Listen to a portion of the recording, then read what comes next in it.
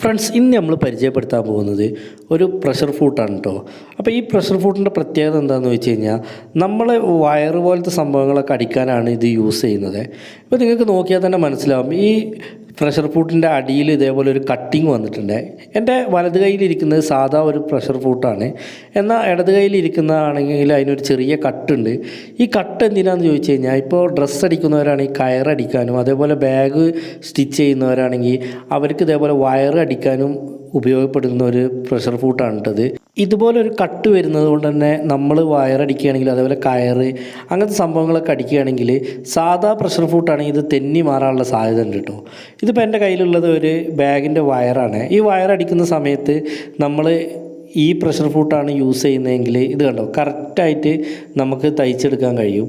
അതേ സ്ഥാനത്ത് നമ്മൾ സാധാ പ്രഷർ ഫൂട്ടാണ് ഇതിൽ യൂസ് ചെയ്യുന്നതെങ്കിൽ, നമ്മളെ തയ്യൽ മെഷീനിൽ നിന്ന് ഈ വയറ് തെന്നി മാറാനുള്ള സാധ്യത വളരെ കൂടുതലാണ് കേട്ടോ. അപ്പോൾ പെട്ടെന്ന് തന്നെ നമ്മൾ ജോലി തീർക്കാൻ പറ്റുന്ന ഒരു പ്രഷർ ഫൂട്ടാണ്. അപ്പോൾ ഇത് നമുക്ക് ഇതേപോലെ തന്നെ വയറിലൊക്കെ കറക്റ്റായിട്ട് അടിച്ചെടുക്കാൻ പറ്റും. നമ്മളിപ്പോൾ ഒരു പൈപ്പിംഗ് വെച്ചിട്ട് ആ വയറിനെ കോട്ട് ചെയ്യുകയാണെങ്കിൽ വളരെ ഉപകാരപ്പെട്ട ഒരു പ്രഷർ ഫൂട്ടാണിത്. അതേപോലെ തന്നെ നമുക്കിപ്പോൾ ഇത് വിപണിയിൽ വാങ്ങാൻ കിട്ടില്ലെങ്കിൽ, നമുക്ക് ഇതേപോലെ തന്നെ ഫൈബറിൻ്റെ വാങ്ങാൻ കിട്ടും കേട്ടോ.